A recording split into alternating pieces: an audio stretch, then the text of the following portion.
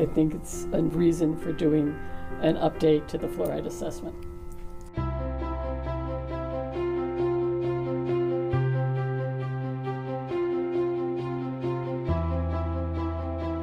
You would agree that this study right here adds further reason why we need to do a reassessment of the fluoride safety standards in the United States?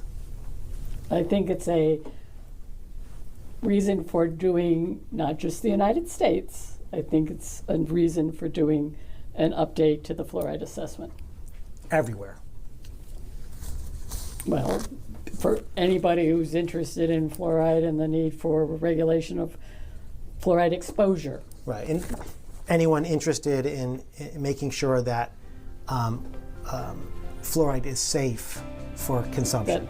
That people are not overexposed. We lowered the recommended level. If you were going to do it in drinking water, we lowered it from 1.2 ppm to 0.7 ppm. I think it needs to come way down below that, if we even need it at all.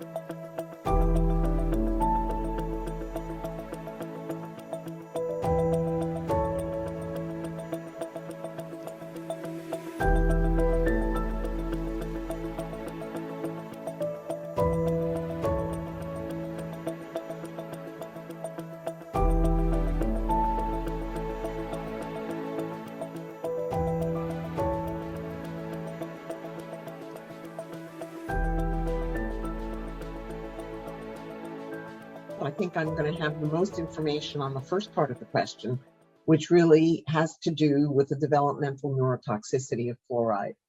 I am quite convinced by the burgeoning literature, and this is really based largely on the human data, that elevated fluorine is a problem for the development of babies' brains. I should say the brain develops very early in utero, and then brain development continues through actually about age 25. But the real critical windows appear to be early in utero and early infantile. There is no good data today showing that fluoridation protects against cavities. That was the basis of the 1962 Public Health Advisory, in which the levels were set at 1.2 ppm inorganic fluoride being put in the water. But as more and more fluoride is present in our environment overall, I think everyone, just about everyone, uses fluoridated toothpaste, fluoridated mouthwash. A lot of, especially black teas, have high levels of fluoride in them, and so on. We get lots of fluoride from environmental sources that we don't really need it added to our drinking water anymore. I initiated a program when I was director of MTP to do a systematic review of fluoride neurotoxicity. Let's just say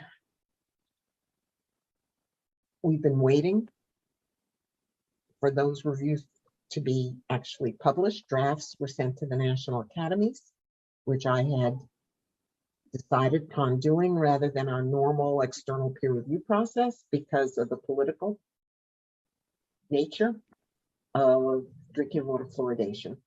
There's a very, very strong dental lobby that believes that fluoridation is protective against tooth decay. I will say there is no benefit of ingested fluorine. The benefits of fluorine to teeth are topical. So swishing as an adult, or even as not a very young child, but a child, is probably going to be fine. Remember, you swish and they tell you to spit it out, you don't swallow it, but there's no benefits to ingested fluoride. So I actually wrote an editorial.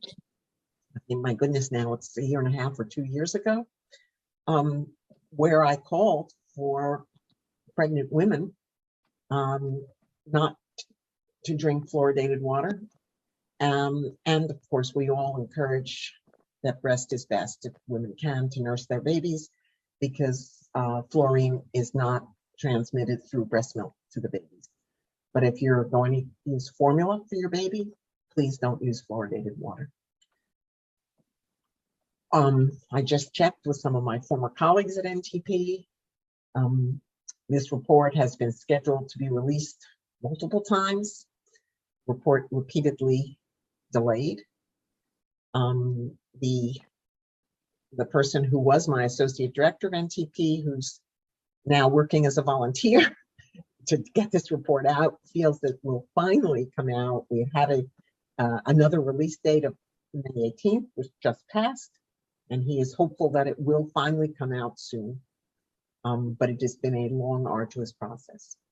I am not terribly familiar with the impacts that fluoride might have on the kidney or its autoimmune effects. I know, at high concentrations, we know that fluoride can be associated with skeletal fluorosis.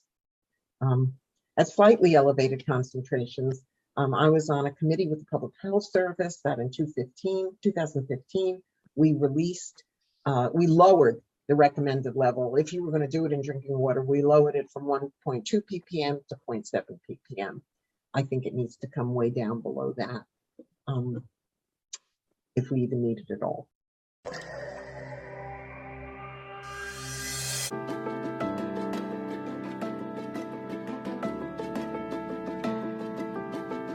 So I'm moving now to topic 7 of the deposition notice, which reads, what NSF has done, if anything, to determine the potential for fluoridation chemicals to cause neurotoxic effects.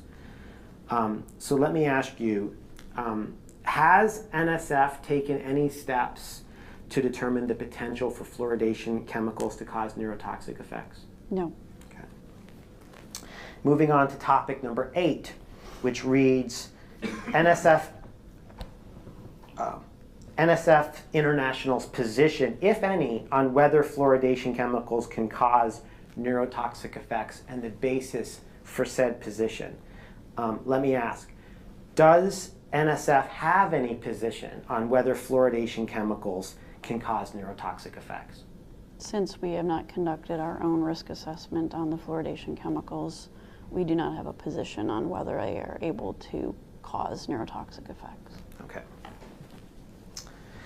And moving to topic 11 of the deposition notice, which reads, what NSF International has done, if anything, to determine the daily dose of fluoride that will not cause neurotoxic effects. Let me ask you, has NSF taken any steps to determine the upper tolerable daily dose of fluoride that will not cause neurotoxic effects in humans? We have not. Okay. And moving to topic 12 of the deposition notice, which reads, NSF International's position, if any, on the daily dose of fluoride that will not cause neurotoxic effects and the basis for said position. Does the NSF have a position on what the upper tolerable daily dose of fluoride that will not cause neurotoxic effects is? Since we have not conducted risk assessments on any of the fluoridation chemicals, we do not have a position on the daily dose that would be appropriate to prevent or to reduce the risk for neurotoxic effects from fluoride exposure.